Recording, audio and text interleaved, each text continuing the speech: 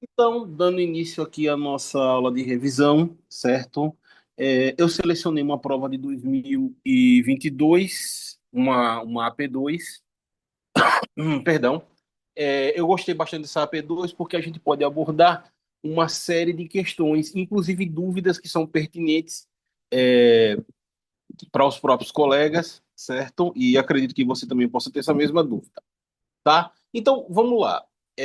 O que deve ser provavelmente a retórica da nossa prova vai estar contido aqui, entendeu? Eu já fiz muitas questões referentes a aquela questão de tubos, que é propagação de som ali, e também a gente já fez bastante questões referente a efeito Doppler do som. Hoje eu vou focar um pouco mais aqui nessa parte de movimento harmônico amortecido, certo? Para a gente poder finalizar e dar as ideias claras aqui do que acontece. Bom, vamos ver aqui. Olha o que ele diz aqui pra gente, ó. Um artista de circo está sentado em um trapézio que balança. Bom, se você já foi no circo, certamente já deve ter ido, todo mundo já foi, pelo menos a maioria. O trapézio é mais ou menos uma estrutura assim, é uma espécie de balanço, tá? Ele fica preso ali numa posiçãozinha fixa, aonde o artista ele fica sentado segurando, e aí ele faz uma série de questões, como saltar de um lado para o outro, ele vai segurar a mão de um companheiro ou de uma companheira ali no processo, enfim, e a gente vai ter ali o nosso processo, tá? Então, a gente percebe o seguinte, esse trapézio daqui, ele está oscilando, e essa oscilação desse trapézio é o que a gente chama de movimento pendular. Movimento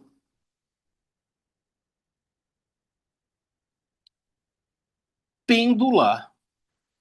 E aí tem uma série de questões que a gente pode abordar com relação a esse movimento pendular.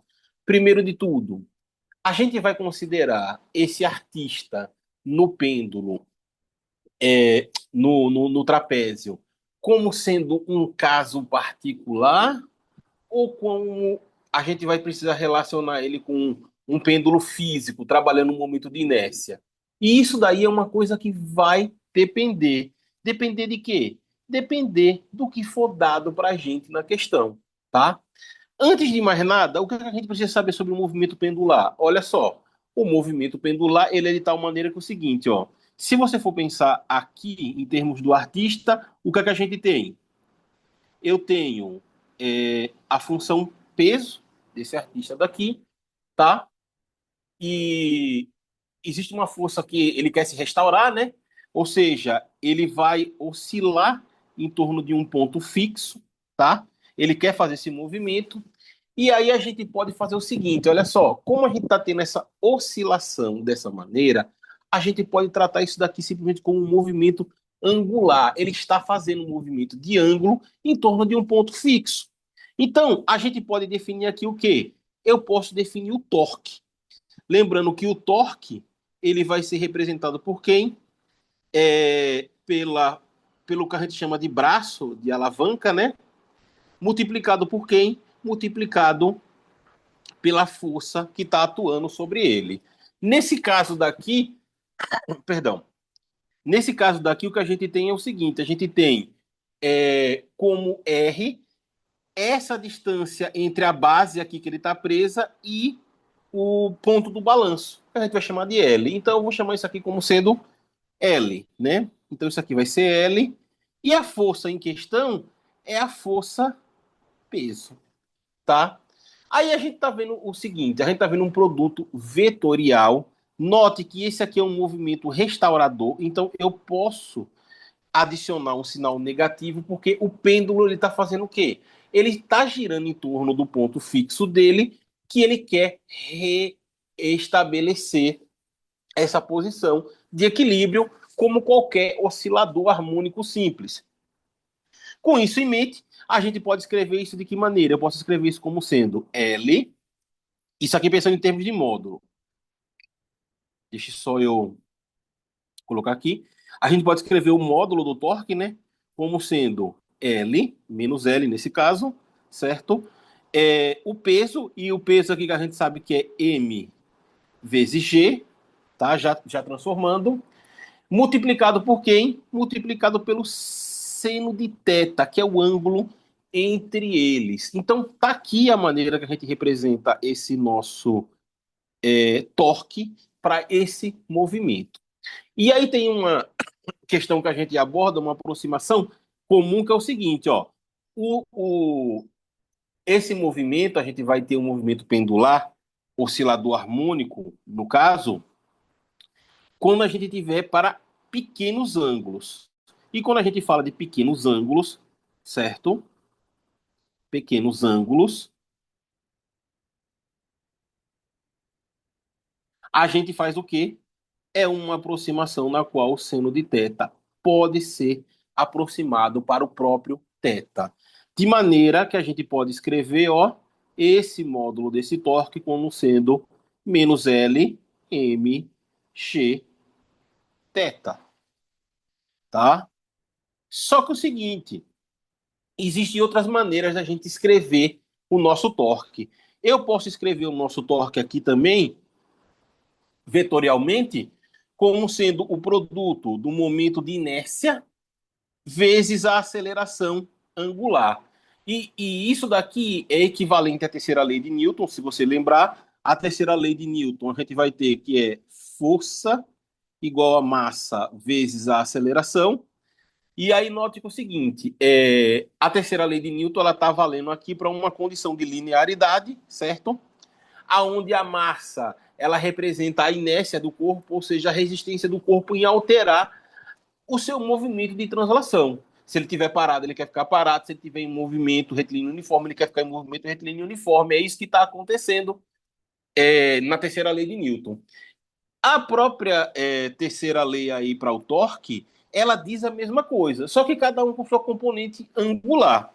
Ou seja, a aceleração linear ela vai ser a aceleração angular, a força vai ser o torque, e a inércia agora vai ser uma inércia de translação, ou seja, um momento de inércia, tá? De maneira que a gente pode escrever isso daqui em termos também do módulo, né? A gente vai escrever o momento de inércia vezes a aceleração angular. E aí o seguinte, ó, a aceleração angular e a aceleração linear, elas são derivadas da velocidade. E a velocidade são derivadas da posição. Para o caso angular, a gente tem o seguinte, ó, a minha condição θ, certo? Vai ser a posição. Se eu quero a velocidade, eu vou ter ômega, que vai ser a derivada, tá? Então vai ser aqui a derivada de θ em relação ao tempo. E a minha aceleração angular, ela vai ser o quê? Ela vai ser a derivada da velocidade angular em relação ao tempo. Ou seja, a minha derivada a minha aceleração angular, ela vai ser uma derivada dupla em relação ao ângulo. De maneira que eu posso escrever, ó, esse torque como sendo um momento de inércia vezes, a gente poderia escrever assim, ó, d ao quadrado θ, d de θ ao quadrado. Só que uma maneira de a gente escrever isso, e é a maneira que a matemática escreve, até para você poder fazer assim as suas equações diferenciais, a gente escreve como sendo,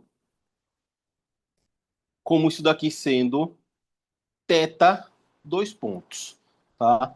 A derivada de uma ordem é θ um ponto, derivada de duas ordens, θ dois pontos. Com isso em mente, eu posso aproximar os dois casos. Se eu aproximo os dois casos, o que é que eu vou ter? Eu vou ter que I vezes θ dois pontos vai ser igual a quem?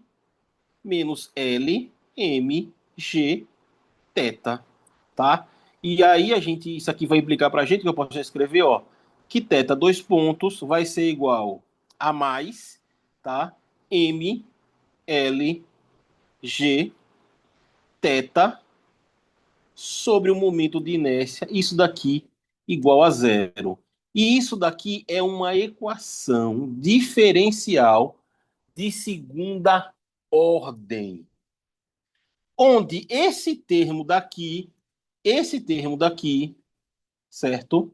Opa, esse termo daqui é a nossa frequência natural ali de oscilação, o nosso ômega zero ao quadrado, tá? Esse termo só é ao quadrado aqui porque é só uma maneira da gente arranjar a equação, tá? Se eu fizesse só igual a ômega, não daria diferente, mas aí a gente teria, apareceria uma raiz ali no processo a mais e tudo, então a gente chama de ômega ao quadrado. É só uma técnica matemática mesmo. Tá, e aí o seguinte, eu posso escrever soluções para esse problema. Que soluções seriam essas? Eu teria uma solução de caráter θ1 de t, que seria igual a θ0, onde θ0 é a amplitude angular desse movimento, multiplicado por seno desse ômega aqui, né? Vou chamar de ômega zero, né? Já tinha chamado t, mais φ, certo? Ou um θ2, e pode ser a composição dos dois, né? Igual a um θ0 cosseno de ômega zero t mais φ. Tudo bem. Só que aqui, eu particularmente, nós nessa questão aqui, e na maioria das questões de pêndulo, a gente não está interessado na equação do movimento do pêndulo. Se tivesse, perdão, perdão. Se tivesse interessado, seria essa equação daqui. E se você for lembrar, essa equação daqui é igual à solução que a gente tem lá para x de t igual a x0 seno de ômega zero de t mais φ, certo? É a solução, só que agora a versão angular dessa solução. A gente vai trabalhar essa solução linear em questões posteriores, tanto ela como amortecida, tá? O que é que eu quero daqui? O que eu quero daqui é isso aqui, ó. Eu quero a frequência, certo? Que vai ser quem? Vai ser igual a raiz quadrada de quem? De m, g, l sobre o momento de inércia. Tá aqui. E aí o seguinte, olha só. Se a gente está tratando de um pêndulo físico, aí vamos lá. Se tratamos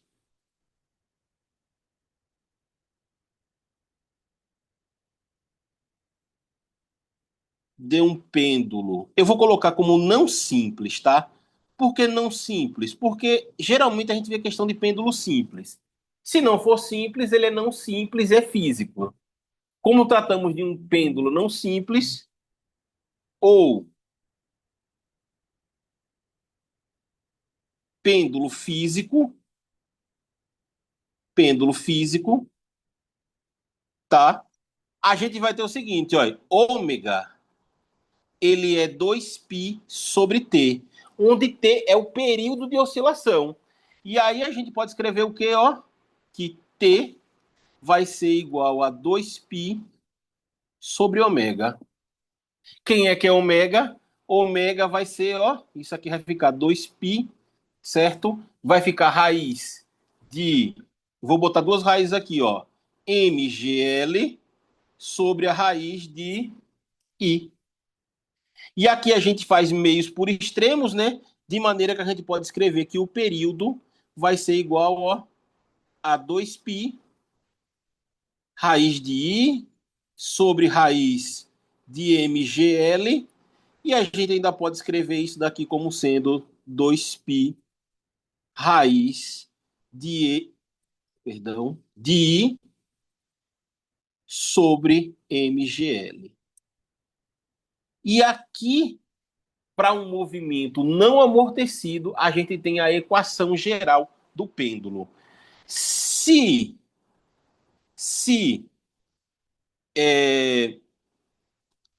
tivermos uma partícula,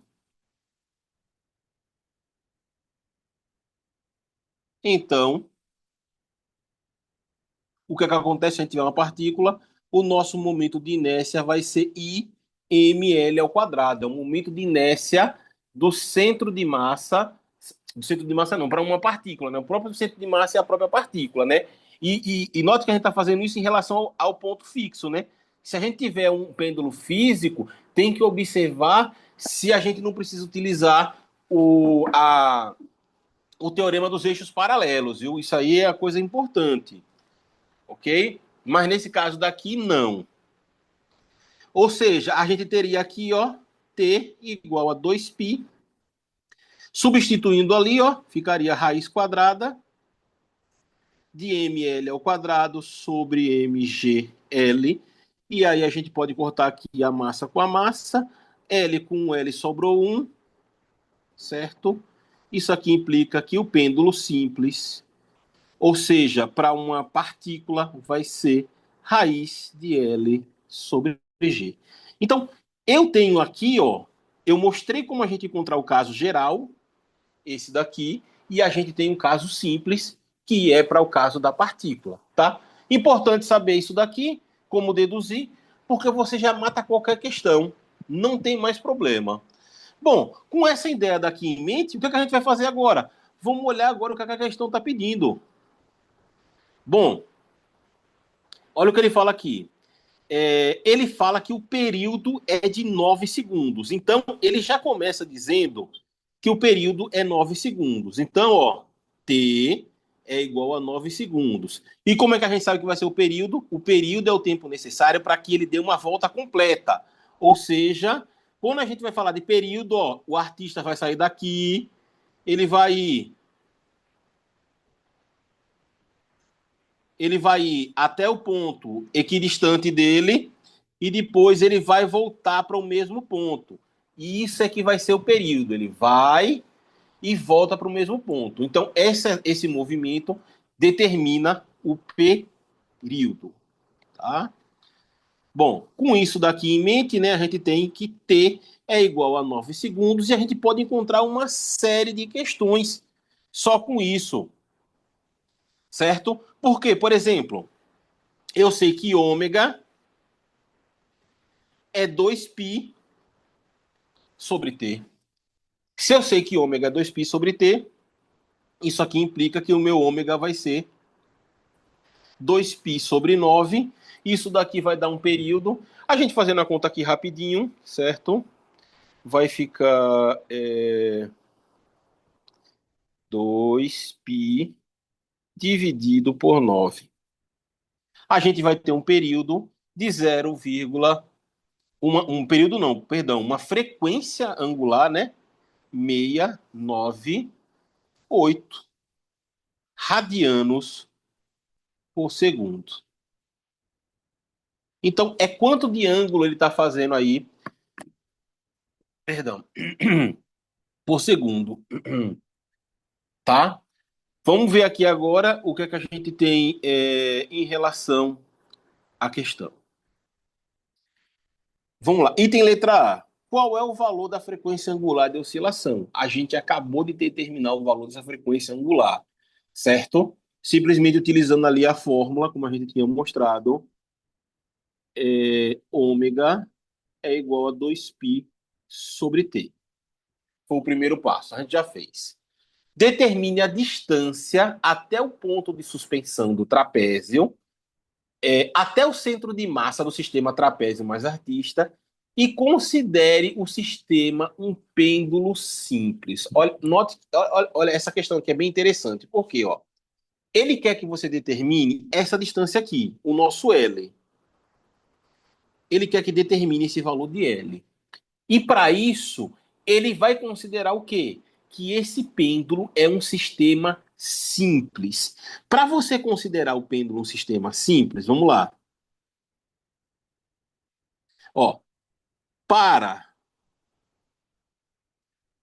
que um pêndulo físico, é o caso geral, certo? Seja considerado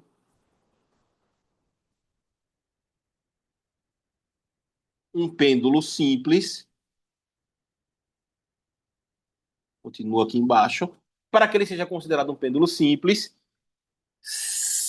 as suas dimensões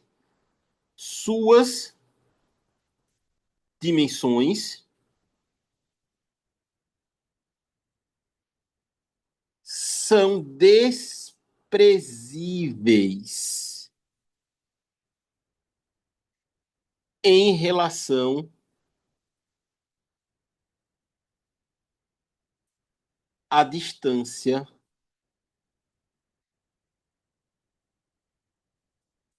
do, da, do ponto fixo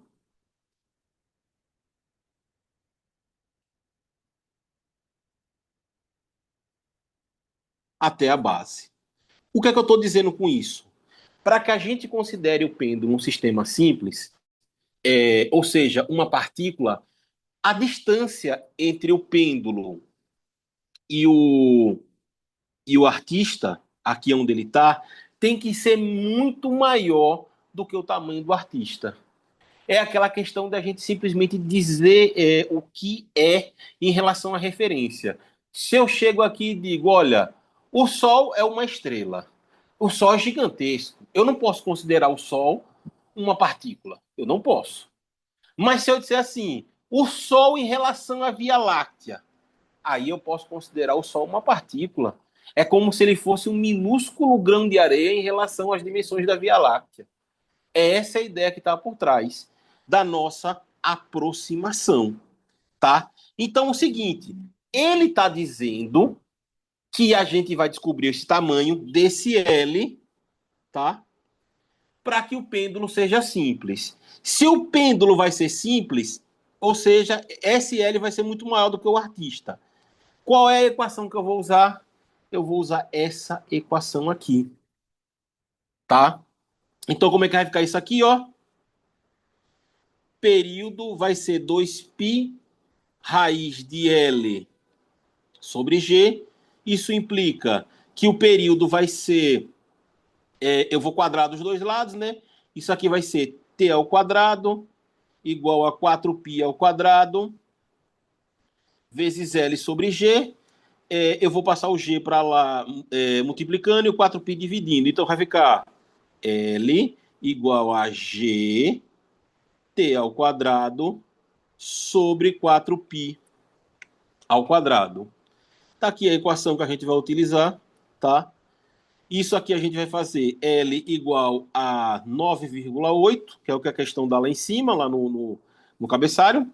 O período a gente já tinha encontrado, que é... A gente tinha encontrado, não, já tinha sido dado, né, que é 9 segundos.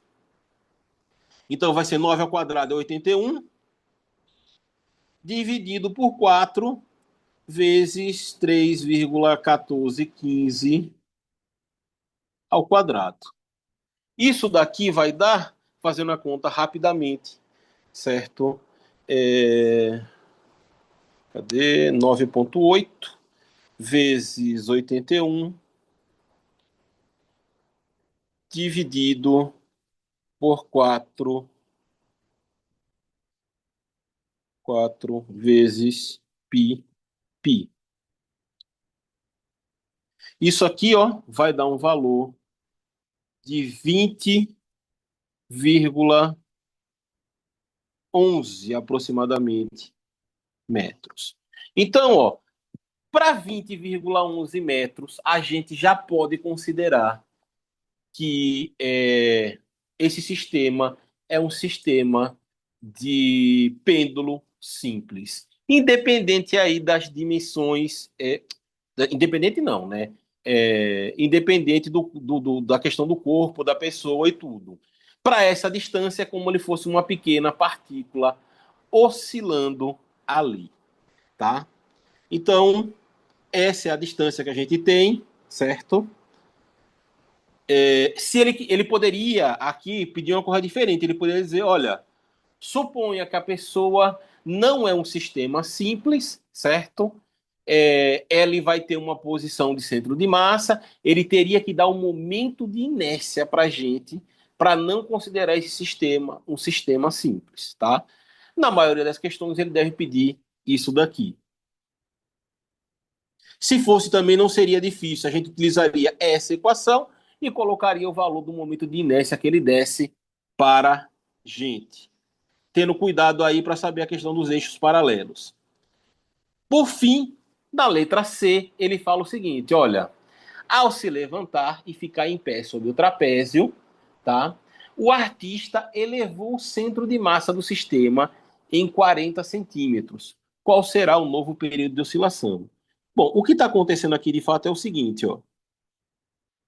A gente tem aqui esse sistema, certo?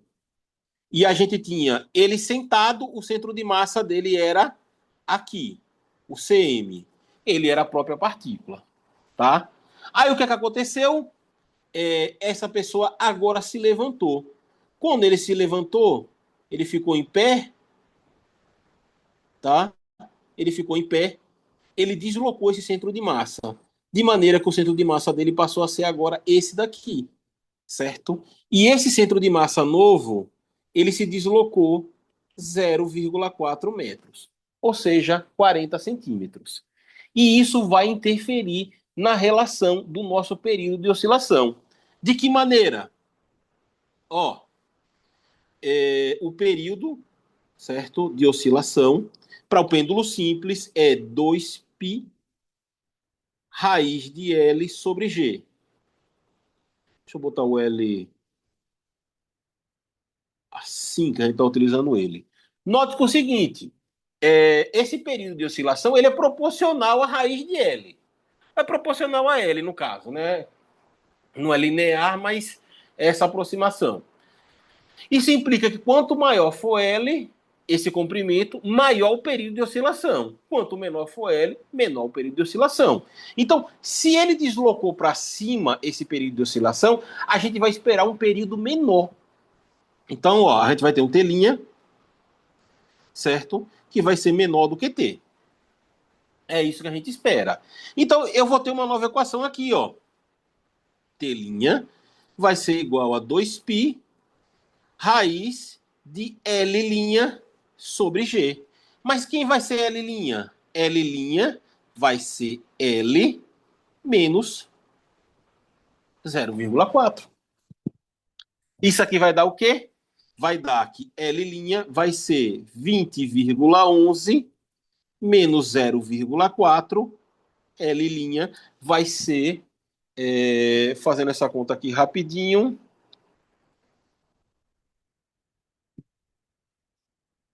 menos 0,4. Isso aqui vai dar 19,7 metros. Então, ó, esse vai ser o novo comprimento do nosso pêndulo, 19,7 metros. E com isso daqui, a gente vai descobrir esse novo período. O novo período, o período linha, vai ser igual a 2π raiz de 19,7 sobre 9,8. Isso daqui vai ser igual, fazendo a conta aqui rapidinho, certo? Dividido por 9,8